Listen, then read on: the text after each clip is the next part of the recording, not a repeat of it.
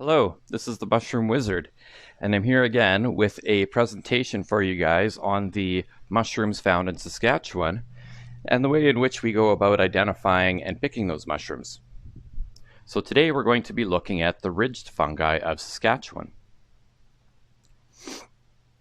So today's genre include Chanterelles, Clavariadelphus, Craterellus, and Polyozellus. So what are ridged fungi? So ridged fungi are fungi that develop spores along forked ridges or folds that are found on the outside of their fruiting body, as opposed to along gills. These tend to be choice edibles. Most of what we will be looking at today are pretty good to eat. They are highly, at least in some cases, they are highly sought after and of significant commercial value. They tend to be funnel, club, or trumpet shaped in terms of their overall profile. And this can bear a superficial resemblance to an agaric mushroom. But an agaric mushroom has a cap with a separate structure, like a gill structure beneath that cap, whereas these mushrooms, simply the outer surface of their fruiting body is folded or wrinkled, and that's where the spores are produced. So not agarics at all. It's a very superficial resemblance. So the first species we're going to be looking at is the golden chanterelle. This is by far the best known of these types of mushrooms. And yeah, this is Chanterellus sabarius. So you've probably heard of this if you're in a mushroom picking group. So the cap, in terms of coloration, when I say cap, I mean more like the upper portion of this fruiting body and like the top portion there. It is yellow or orange in coloration. It becomes duller in color with age. They are flat up top there to depressed to a bit vase-shaped with maturity. The surface up there, if you run your finger along it, is smooth or uneven. The flesh is very firm. It becomes less firm with age. The margin, and you can see the margin fairly well here, is wavy and irregular and curls outwards. And these tend to be up to about 4 inches across at their biggest. Here's a size reference for you. You can see the tops of the caps a bit more clearly here. So the ridges are deeply forked. They are decurrent. They are close together. They are orange to yellow, so basically the same coloration as that cap would be. And they produce creamy yellow spores. And if you want to see the forking there, you can see 2 sets of it, really. One right after the margin, like the curl there, and then again about halfway down, you can see them forking again. And as I said before, these are not gills. I mean, they look very different because gills would be a separate part of the anatomy that's kind of just attached, and you can actually remove the gills from the cap of most mushrooms. Whereas with these, you can't because it's a part of the cap. So the stipe is cylindrical. It's longitudinally fibrous. You can pull it apart like from the base up as if it were string cheese. It's a white to pale yellow stipe, and they grow up to about 3 to 4 inches high. Their ecology is a bit hard to pin down in Saskatchewan because Chanterellus sabarius is more of a group name at this point than it is a species name. That species may not actually even exist here in Saskatchewan. Rather, we have a number of species that are macroscopically identical. And at least one of those occurs with jack pine and may be associated as well with reindeer moss. Another one, if not more, occurs with various hardwoods, including oak. So who knows how many species are actually here and what they're all fully associated with. They tend to grow scattered to gregarious. They occur late summer through fall. They are terrestrial. And for the most part, they're relatively difficult to find. It's hard to get the information as to where they are from people because they don't want to give it up because these are so much sought after. But generally speaking, I mean, around that highway up to L'Orange might be a good place to start. Their edibility is choice. These are used in many dishes. They lose much of their flavor if they're dehydrated, which is probably why you don't see them offered in that manner as much as you do things like morels and other mushrooms of that nature. They have an apricot-like odor. These are of significant commercial value. There are mushroom buyers that have their trucks parked along various highways during that time of year up in central and northern Saskatchewan, and they'll buy it from the mushroom pickers and then ship them overseas to Europe and Asia and into the States, places like that. And these are for intermediate pickers. So there are some lookalikes that we're going to go over. The first one here, we have the chanterelle on the left, and we have the false chanterelle, Hygrophilopsis aurantiaca, on the right. Now this mushroom is not a ridged mushroom. It is a gilled agaric. The gills, however, are forked, so they bear very close resemblance superficially on first look to the chanterelles there. However, the false chanterelle, though not toxic, at least not overtly toxic, there's some suspicion it might be just a tiny bit toxic. But for the most part, it's just one of disappointment. It doesn't taste very good. This mushroom here, the jack-o'-lantern on the right, Omphalotus illudens, is very toxic. This is the one that you want to watch out for. It contains large amounts of muscarine as well as several other toxic compounds, and it will make you regret picking mushrooms if you eat it. Next species. This is my favorite species to pick in Saskatchewan. It's very common here. This is the pestle mushroom, Clavariadelphus truncatus. So, as you can see there, this is one of the club mushrooms. It is very closely related to chanterelles. It has a single fruiting body without any real separation between stipe and cap. So we're just going to treat it like one piece here. So the color is yellow, orange, or tan. Then it becomes paler towards the base there. They get a bit darker with age. It is club-shaped, as you can see. Whack someone on the head with that. Someone very small. They're slightly convex to begin with, and they're flat or developing a central depression at the top of that structure with age. That top structure there is also hollow. And then these taper down towards the base. They have a wrinkled spore-bearing surface that becomes more so with age again. And then these are up to about 5 inches high and 2 inches wide with a pale yellow spore print. Here's the size reference for you. It's a very beautiful mushroom.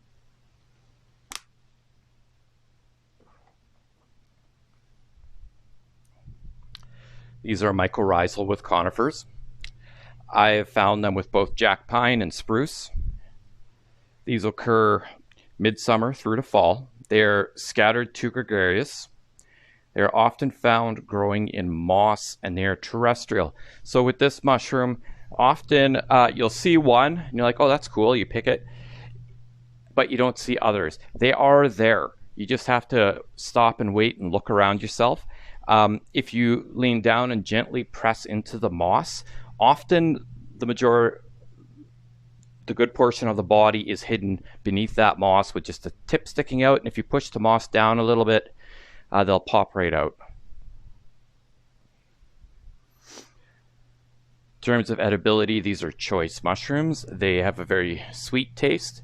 and a pleasant odor. They are excellent fried in butter. Good for dehydrating. These are good for beginner mushroom pickers.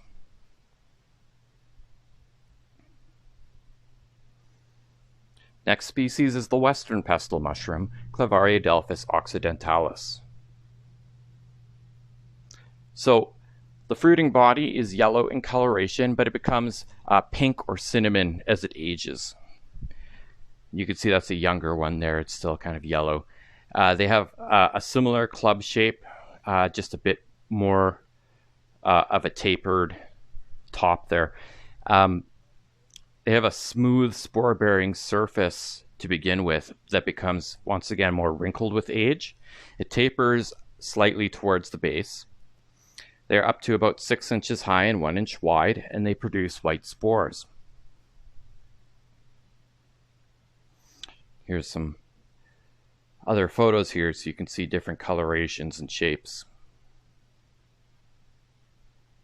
Again, a very cool looking mushroom to come across, and here's a bit of a size reference for you.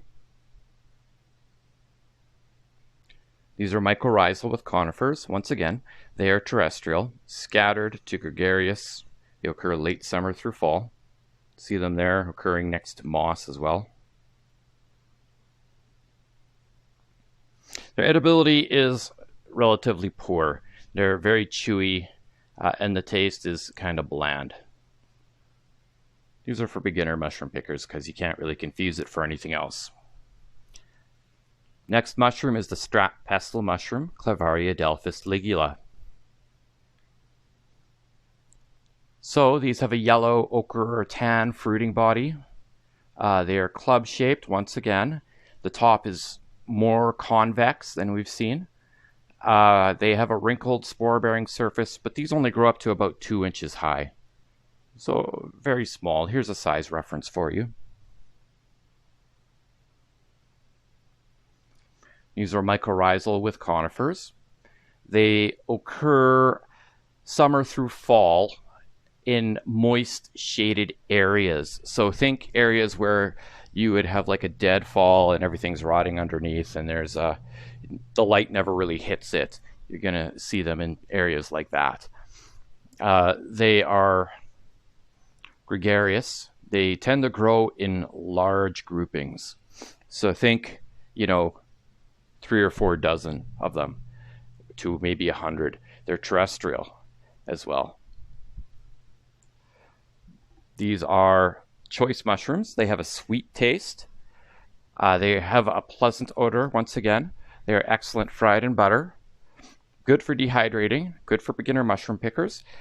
This would not be a mushroom that you'd even bother with if they didn't occur in such large groupings at times. But since they do, you can just get down on your hands and knees and pick away for a good 20 minutes and get a bucket full. Be good in like a sauce or something like that.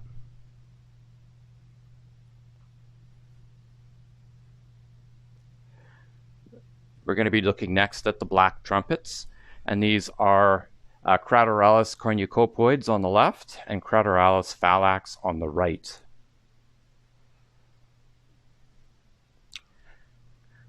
So the fruiting body is gray in coloration on the outer fertile surface and darker gray with black on the interior, especially around that margin area. They are deeply vase shaped, so like a very deep depression. Funnel shaped, I guess, would be the proper term. Those margins, as you can see, they're outward curled, and that's the blackest part of it, and that's often all people see when they're looking down at the ground. So these are hard mushrooms to spot as a result, and the margin there is often very wavy. It's kind of got that curled look to it too, and then the flesh is thin and fragile. Here's a size reference for you guys. That is C. cornucopoides on the left and Craterellus phallax on the right, and they look to be about the same size. There's not much difference between them. Again, on the left, C. cornucopoides, on the right, Craterellus phallax. Here you can see, I I call it ridges. These would be better called wrinkles. It's a wrinkly surface that runs longitudinally basically from the margin down to the base of the stipe. Gray in coloration once again, so that would be a very decurrent, fertile surface there. The spores are pinkish orange in Craterellus phallax, and they are cream in Craterellus cornucopoides. In terms of mycology, Craterellus phallax is mycorrhizal with hardwoods. Craterellus cornucopoides is mycorrhizal with conifers.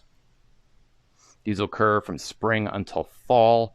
They are often found in groups in kind of boggy or marshy areas, and they are terrestrial, or rarely they'll grow up, as some of these mycorrhizal species do. Sometimes you'll see them, it appears they're on wood, but what they're doing is they're growing up very rotting wood, using it almost like a substrate, right? In terms of their edibility, these are choice mushrooms. They are good for dehydration. They have a very distinctive taste and a very mild taste, and they're good in pretty much any dish. And these are of significant commercial importance, once again. If you can find enough of them, they're very hard to find, very hard to spot because of that color. And they are good for beginner mushroom pickers.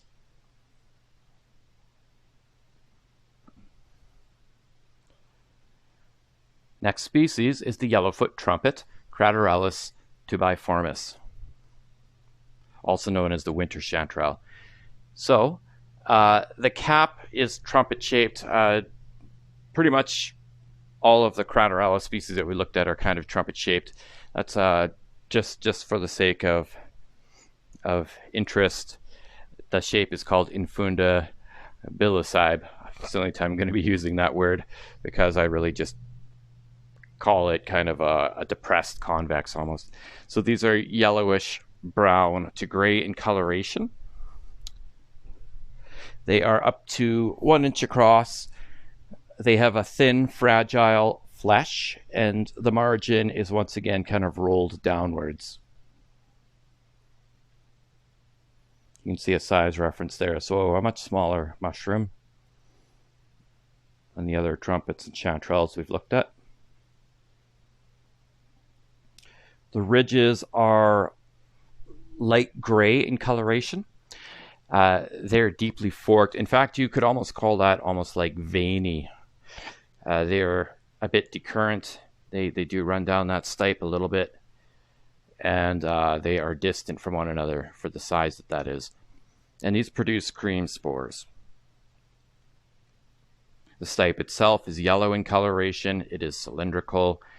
They become hollow with age, and they have a waxy outer texture to them. They're up to about 2 inches high. These are mycorrhizal with conifers. They are found in mossy, boggy areas. They occur in the fall. They're found in scattered groups, and these mushrooms are terrestrial. So in terms of edibility, they are choice mushrooms. They're good in any dish. They have a pleasant odor to them. They're good for beginners. I think what keeps this mushroom from being more commercially viable, like chanterelles are, is their smaller size.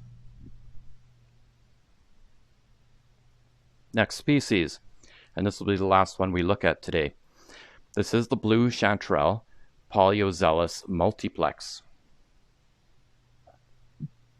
So deep blue to purple to bluish black in color in terms of that fruiting body. It's lighter around the margins. Just to let you know, this is not in any way related to any of these other species. It's actually very distant from them. There's no relation to actual chanterelles, just the name share. These again are vase or funnel shaped in maturity. They are thin fleshed. The surface, if you run your finger across it, tends to be velvety, and these are also kind of brittle.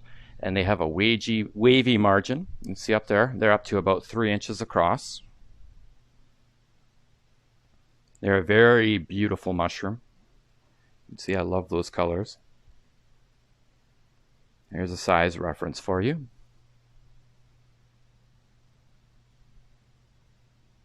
Then those ridges are paler than the cap a little bit, and they're deeply decurrent down the what you could call a stipe, I guess. They're deeply forked. They produce white spores. You can see there isn't really a stipe, but rather everything sort of, all these bodies are joined together by one large central mass there at the bottom. These are mycorrhizae with spruce and fir. They are terrestrial. They are preferential to wet or boggy areas. They are gregarious, and they often there will be many fruiting bodies clumping together. They're found summer through fall. These tend to be fairly northern in their range in this province. These are good to eat. They're not as good as chanterelles or the others, some of the others we've looked at, but they're still a good mushroom to pick. They're good for dehydrating, and again, good for beginner mushroom pickers. You wouldn't really be able to mistake this for much else. And that's everything. So I hope you enjoyed this presentation. This is the Mushroom Wizard, and I'll see you again next time. Have a great day.